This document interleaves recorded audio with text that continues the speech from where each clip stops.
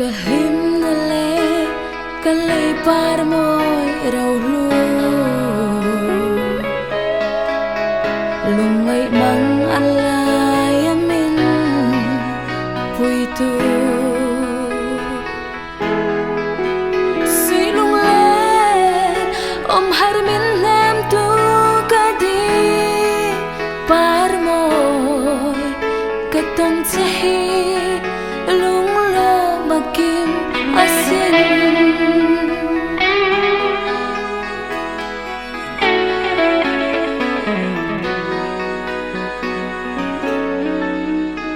vang khotur ni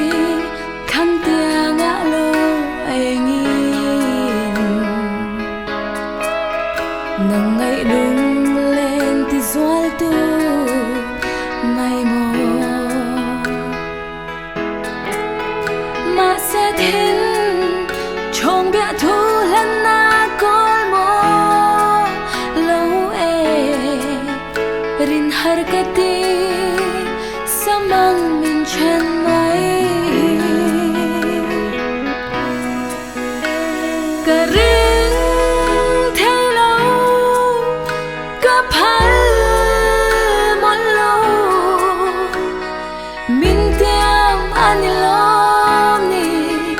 engin ngai lung lai lo liam le bay say abo du thu ka sam so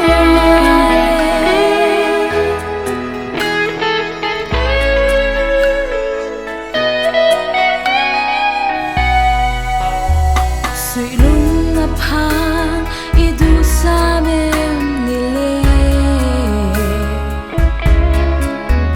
ton lokar hun toy te po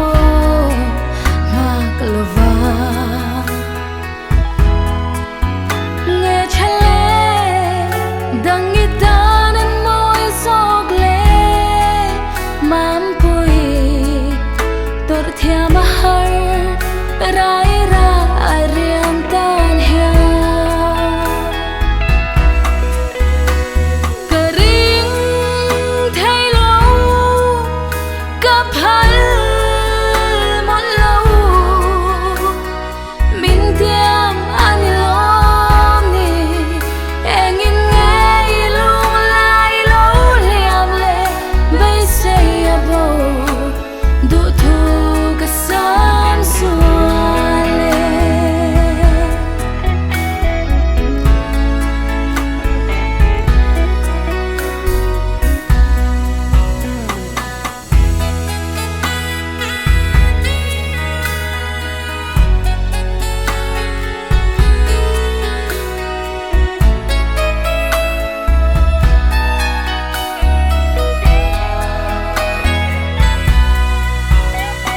ahar lua e mang cha bia thu lan se